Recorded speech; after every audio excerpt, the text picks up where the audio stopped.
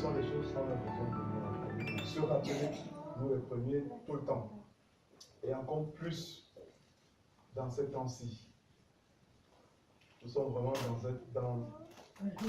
dans un temps où on doit se concentrer sur notre salut.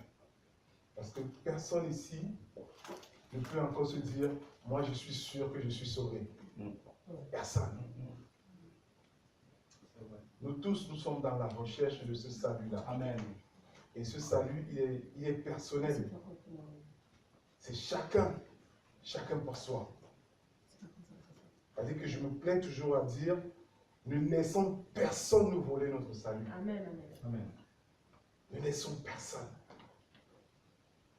C'est-à-dire que c'est un temps où, parce que nous cherchons notre salut, nous nous retrouvons être obligés de suivre, d'être rigoureux avec la parole du Seigneur. Et le fait d'être rigoureux avec la parole du Seigneur va nous entraîner beaucoup de désagréments à cause de nos sentiments humains. Parce que ça va nous obliger à nous séparer de certaines personnes. Ça va nous obliger à éviter de fréquenter certaines personnes. Ça va nous obliger à ne pas faire les choses par sentiment humain. Et ça peut être très compliqué. Très, très difficile.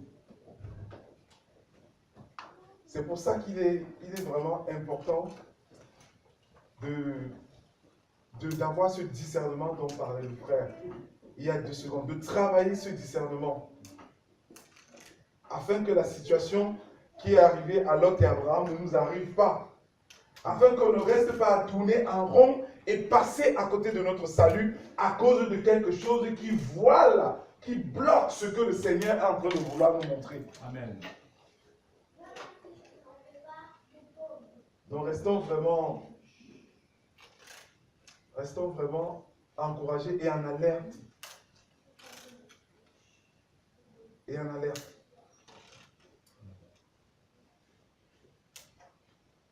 J'ai fait un songe cette nuit, dont je ne rentrerai pas dans les détails. Mais la vérité, c'est que le Seigneur a montré que nous sommes vraiment dans une période de fin et que les anges existent. Amen. Ils existent vraiment. Moi, ce songe m'a beaucoup bousculé. Ce n'est pas quelque chose qui se raconte, mais c'est quelque chose qui doit se vivre. Et tout un chacun ici présent va vivre ces choses que j'ai vues. Amen. J'en suis sûr et certain. Ce songe m'a amené à comprendre que plus que jamais, nous sommes vraiment à la fin. À la fin et que nous devons vraiment être rigoureux. C'est-à-dire qu'on ne doit plus laisser la moindre petite chose passer. Le moindre petit détail qui va nous écarter du chemin, nous ne devons plus laisser passer.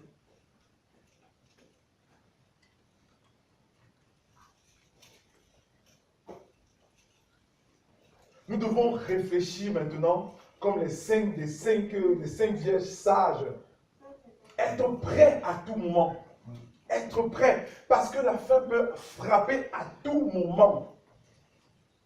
Vraiment à tout moment. Et moi, personnellement, ça me fait peur. Et en même temps, ça me donne l'impression de me répéter, de redire à chaque fois les mêmes choses. Mais nous avons besoin de cette répétition-là. Parce que nous savons bien que la répétition est la mère de l'enseignement. C'est en répétant à chaque fois la même chose qu'on reste dans le bain. Amen. Parce que très vite, les situations que nous rencontrons dans notre vie, très vite, nous font oublier que nous sommes même dans les temps de fin. Et on oublie parfois que nous sommes vraiment, qu'il faut faire attention, qu'il faut se préparer, qu'il faut avoir l'huile, qu'il faut se concentrer, qu'il faut rester assis au pied de Dieu. Tous les jours, à chaque seconde, afin qu'il nous donne les directives pour que nous ne nous égarions pas du chemin qu'il a tracé pour nous.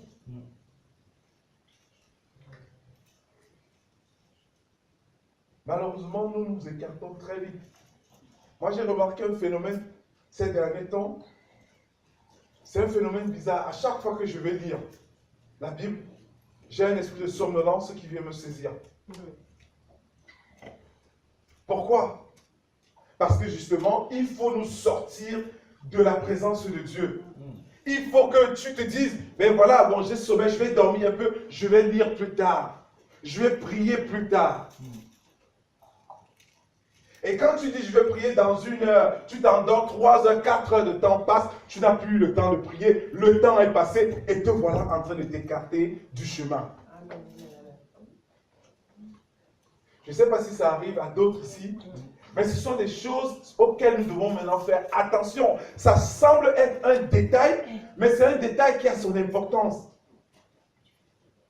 Pourquoi? Parce qu'au moment où tu devais prier, au moment où tu devais lire la parole, pendant que tu allais prier, tu allais élever le feu, les attaques qui allaient se produire à ce moment-là chez toi, ou bien dans ton sommeil, ou bien dans ta maison.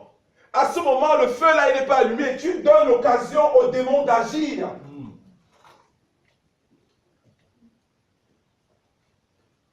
C'est pour ça que nous devons vraiment rester à l'écoute de Dieu et surtout dans l'obéissance. On peut se dire, ben, je vais manger maintenant et je vais prier dans 1 heure. Pendant que nous sommes en train de manger, le Seigneur te dit, laisse la nourriture, va prier.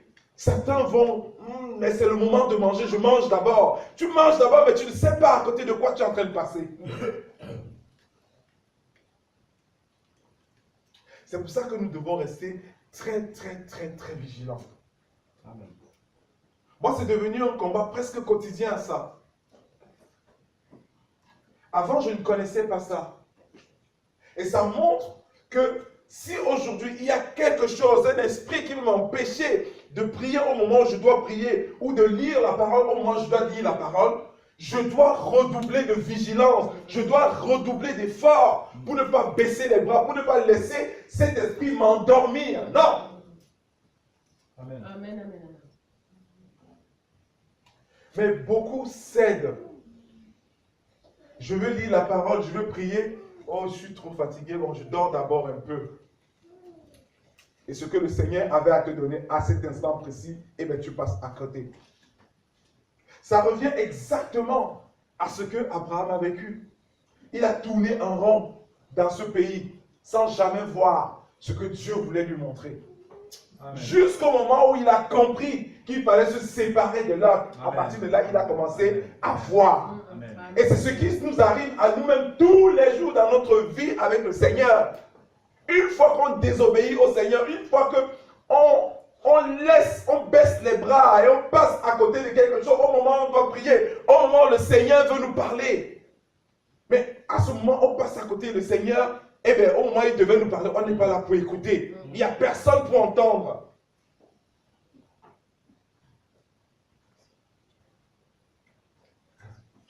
Je ne sais même pas pourquoi le Seigneur m'amène sur ce terrain. Je suis sûr que ça concerne quelqu'un ou certaines personnes. Le découragement, parfois, quand nous voulons prier. Le message ici, c'est de rester encouragé et vigilant. Amen. Parce que nous sommes dans un temps où on n'a plus droit à la moindre petite erreur. Parce que nous sommes dans un temps où nous devons nous laisser guider. Guider par qui? Par le Seigneur lui-même. Je n'ai plus un homme qu'on doit suivre qui va nous dire, il faut prier à tel moment, il faut jeûner à tel moment, il faut faire telle chose à tel moment. Non, c'est le moment où on doit rester assis au pied du Maître. Pour que lui nous dise, c'est maintenant que tu dois prier, c'est maintenant que tu dois intercéder pour telle personne, c'est maintenant que tu dois jeûner. Amen. Parce que sinon on se retrouve comme Abraham en train de tourner en rond. Parce qu'on a suivi un homme. L'homme ne connaît pas le plan de Dieu. Il va te dire, c'est maintenant qu'il faut jeûner, alors que Dieu voulait peut-être que tu pries. Et tu passes à côté de quelque chose. Amen.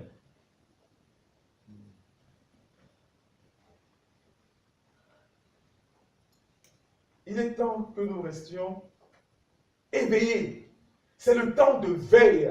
La parabole nous dit bien, quand il fut minuit, une voix retentit. Voici l'époux à minuit. Donc, ça suppose qu'à cette heure-là, c'est le moment de somnolence. C'est le moment où tout le monde a besoin de dormir. C'est le moment où tout le monde a besoin de se reposer. Et le Seigneur a besoin que nous, à ce moment, nous veillions. Amen. Nous ne devons pas être comme tout le monde qui est en train de ronfler. Non, nous devons veiller. Amen.